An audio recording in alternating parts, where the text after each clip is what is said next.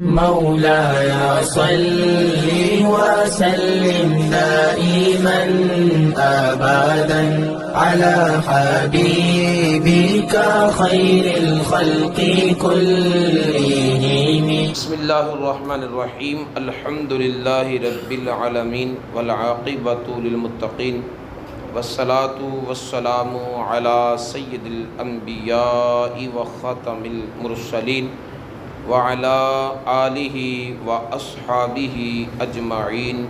اما بعد. بخاری شریف جلد نمبر 1 صفحہ نمبر 422 کتاب الجہاد میں امام بخاری علیہ رحمہ نے باب باندھا ہے، باب الکسوۃ للاسارا، قیدیوں کو کپڑے پہنانا. حضرت جابر بن عبداللہ رضی اللہ تعالیٰ عنہ روایت فرماتے ہیں، لما کانا یوم بدر اتی باسارا و اتی بالعباس ولم یکن علیہ ثوب. بدر کے دن قیدیوں کو پیش کیا گیا اور ان میں حضرت عباس رضی اللہ تعالیٰ عنہ کو بھی پیش کیا گیا. حضرت عباس رضی اللہ تعالیٰ عنہ پر کوئی لباس نہیں تھا، کوئی کپڑا نہیں تھا. حضرت عباس نبی پاک صاحب الاولاق صلی اللہ علیہ وسلم کے چچا جان ہیں، جو بدر میں مشرکین کی طرف سے شامل قتال ہوئے تھے اور گرفتار ہو گئے تھے. بدر کے قیدیوں میں ان کا شمار ہوتا ہے. جس وقت وہ جنگ میں تھے تو ان کا بدن ننگا تھا، قمیص جسم پر نہیں تھا.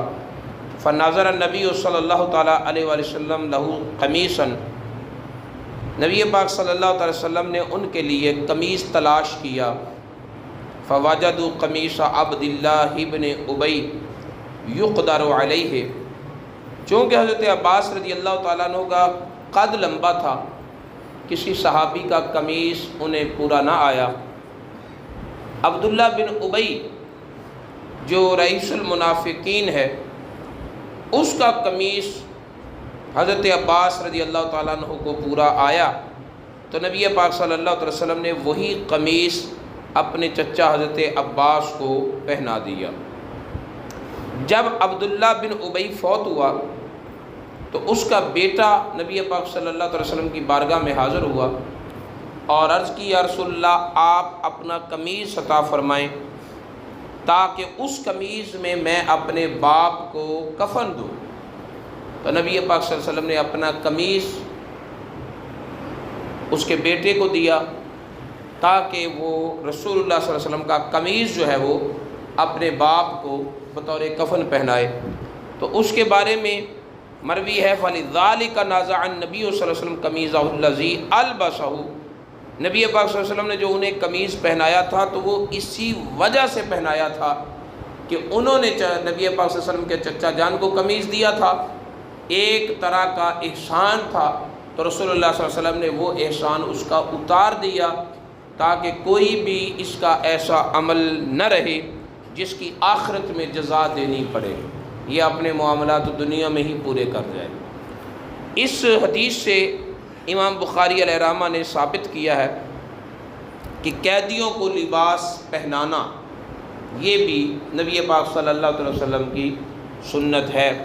قیدیوں کے ساتھ اتنا اچھا برتاؤ کہ انہیں لباس کا بھی اہتمام کیا گیا اور ان کے لیے رہن سہن کا بندوبست بھی نہایت اچھے طریقے میں کیا گیا. پوری انسانیت کی تاریخ میں پڑھا جائے، اسلام سے پہلے اتنا اچھا برتاؤ قیدیوں کے ساتھ کسی قوم نے نہیں کیا. سب سے پہلے انسان کو انسانیت کی قیمت میں رکھتے ہوئے اور قیدیوں کے ساتھ اس طرح کا انسانی رویہ عملی طور پر سر انجام دینے والا اسلام ہے. اسلام نے سب سے پہلے قیدیوں کو اتنا اچھا برتاؤ اور سلوک پیش کیا. آگے امام بخاری نے باب باندھا ہے، فضل من اسلم علی یدیہ رجل. جس شخص کے ہاتھ پر کوئی دوسرا آدمی اسلام قبول کرے تو اس بندے کی کیا فضیلت ہے، اس کا کیا درجہ ہے۔ حضرت سہل رضی اللہ تعالی عنہ فرماتے ہیں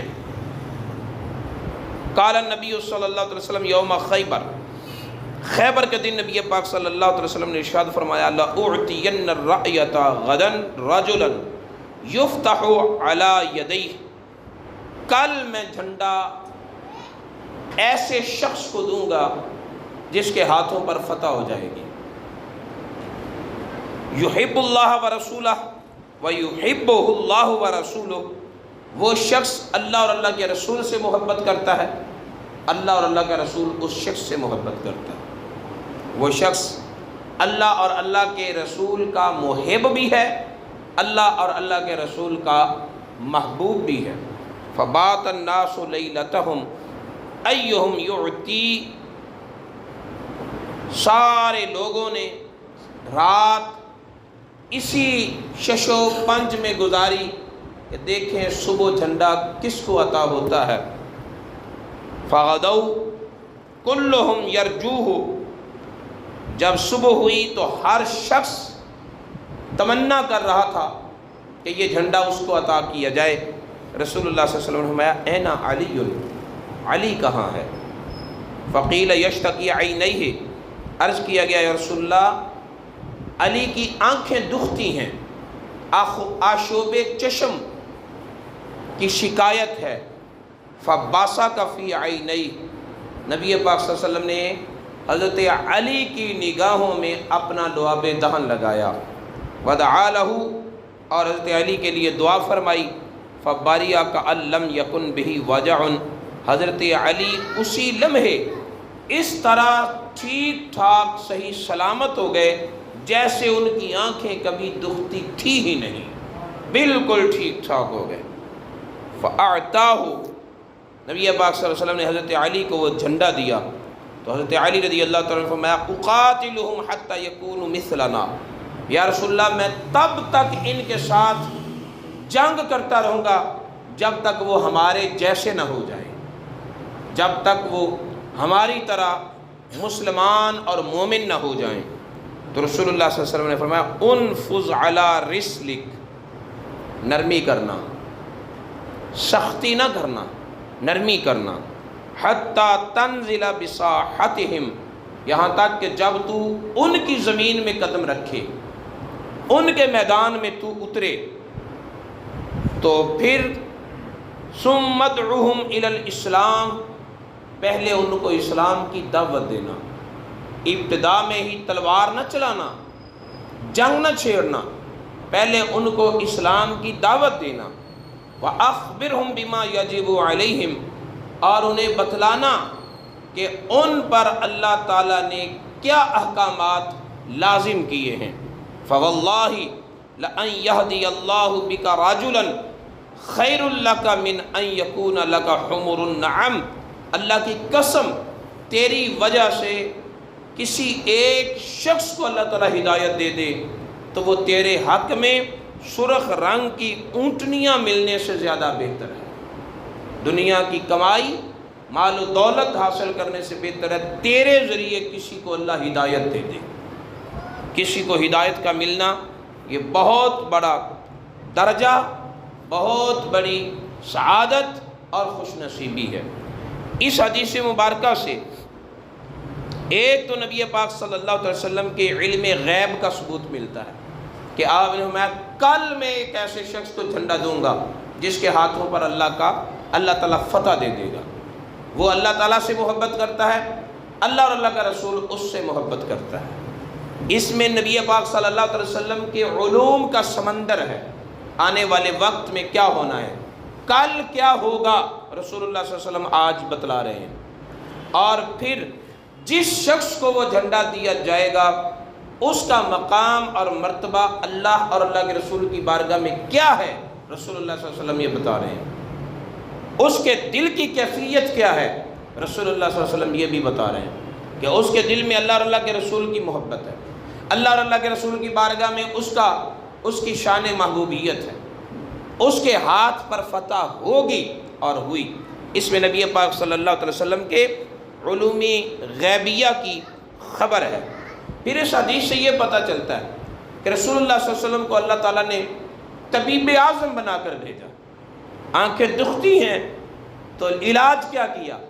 لعاب دہن آنکھوں میں لگایا، دعا فرمائی تو ایسے ہو گئے جیسے آنکھیں دکھتی ہی نہ تھیں۔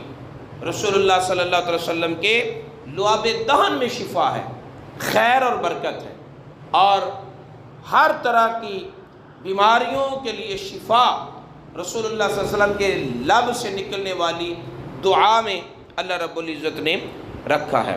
تیسرا اس سے یہ بھی پتہ چلا کہ اسلام ابتداءً جنگ نہیں چھیڑتا، پہلے ہدایت کی دعوت دیتا ہے۔ اگر اسلام کی دعوت کو قبول کر لیا جائے تو اسلام تلوار چلا کر راضی نہیں، لیکن اگر کوئی ہدایت سے نافرمانی کرے، منہ پھیرے، تو پھر اس کو ہدایت کی طرف لانے کے لیے اسلام تلوار اٹھاتا ہے، چلاتا ہے، جنگ کرتا ہے۔ اور اسلام کے تلوار چلانے کا مقصد صرف یہ ہے کہ خدا کے بندے خدا کو ماننے لگ جائیں، اللہ رب العزت سے دور بھاگنے والے اس کے بندے اس کی بارگاہ میں آ جائیں۔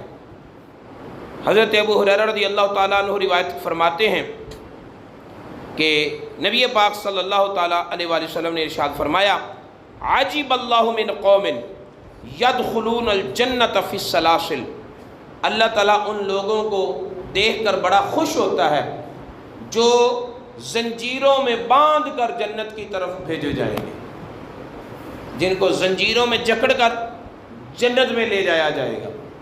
اب یہ کون لوگ ہیں جو زنجیروں میں بندھے ہوئے جنت میں جائیں گے؟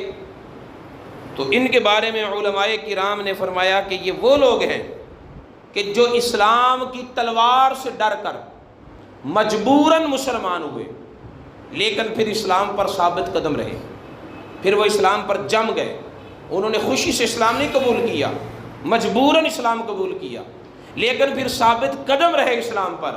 تو یہ وہ لوگ ہیں کہ جن کو گویا کہ پیغمبر اسلام زنجیروں میں باندھ کر جنت کی طرف لے کے جا رہا ہے۔ اگر اسلام کسی کو مجبور بھی کرتا ہے تو اس کے نفع کے لیے اسے مجبور کرتا ہے، اس کے نقصان کے لیے اسے مجبور نہیں کرتا۔ صوفیاء کرام جن میں حضرت شیخ بابا فرید الدین گنج شکر رحمۃ اللہ علیہ بھی ہیں، وہ فرماتے ہیں کہ ان سے مراد عاشقان الہی ہیں۔ عاشقان الہی ہیں اس حدیث میں وہ لوگ جن کو زنجیروں میں باندھ کر جنت میں لے جایا جائے گا، یہ اللہ تعالیٰ کے وہ عاشق ہیں جنہوں نے ذات باری تعالیٰ کے علاوہ کسی اور طرف نگاہ ہی نہیں ڈالی، نہ دنیا کی نعمتوں کی طرف توجہ کی، نہ آخرت کی نعمتوں کی طرف توجہ کی، انہوں نے منعم حقیقی کی طرف ہی توجہ کی۔ کچھ عاشقان الہی ایسے بھی ہوں گے جن کو قیامت والے دن حساب و کتاب کے لیے اللہ کی بارگاہ میں پیش کیا جائے گا، تو دنیا ساری کی ساری حساب و کتاب میں مشغول ہوگی، لیکن وہ حساب و کتاب سے بے نیاز دیدار الہی میں مست ہوں گے۔ انہیں حساب و کتاب کی نہیں، وہ اللہ تعالیٰ کی بارگاہ میں حاضری کی لذت لے رہے ہوں گے کہ آج ہم اپنے محبوب حقیقی کی بارگاہ میں موجود ہیں۔ حساب و کتاب ختم ہو جائے گا، دنیا جنت والے جنت میں چلے جائیں گے، دوزخ والے دوزخ میں چلے جائیں گے۔ ان کے لیے حکم ہوگا کہ لوگوں جاؤ، حساب و کتاب سے تم آزاد ہو، جنت میں چلے جاؤ، تو وہ چیخنے لگ جائیں گے، شور کریں گے۔ فرماتے ہیں کہ جہنمی جہنم میں اتنا شور نہیں کریں گے جتنا وہ لوگ شور کریں گے، درد سے چیخیں گے۔ انہیں کہا جائے گا تم جنت میں کیوں نہیں جاتے ہو؟ تو وہ کہیں گے مولا ہم نے ساری زندگی جو عبادت و ریاضت کی جنت کے لیے تھوڑی کی تھی، ہم نے تو تیرے دیدار کے لیے کی تھی، تو آج ہمیں اپنے آپ سے دور نہ کر، اب ہم تجھے چھوڑ کے کہیں نہیں جائیں گے۔ ہماری جنت یہی ہے جہاں تیرا دیدار ہے، جہاں تیرا قرب اور تیری بارگاہ میں حاضری میسر ہے۔ تو انہیں کہا جائے گا جنت میں جاؤ، وہاں میرا دیدار اس سے بھی اتم درجے میں ہوگا۔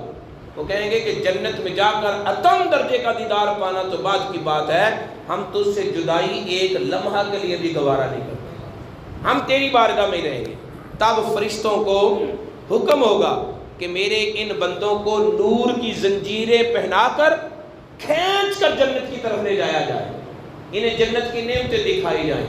تو جب ان بندوں کو نور کی زنجیریں پہنا کر کھینچ کر جنت کی طرف لے جایا جائے گا تو دوزخ میں جاتے ہوئے اتنا روئیں گے نہیں جتنا یہ جنتی جنت میں جاتے ہوئے روئیں گے، صرف دیدار الہی کی لذتوں میں آشنا، محبت محبوب حقیقی کی وجہ سے۔ تو ان بندوں کے بارے میں یہ کہا جا رہا ہے کہ اللہ تعالیٰ ان لوگوں کو دیکھ کر بڑا خوش ہوگا کہ جن کو زنجیریں پہنا کر جنت میں لے جایا جائے گا۔ اللہ تعالیٰ کی بارگاہ میں دعا ہے کہ وہ ہمیں نبی پاک صلی اللہ علیہ وسلم کی تعلیمات کو سیکھنے اور ان پر عمل پیرا ہونے کی توفیق عطا فرمائے۔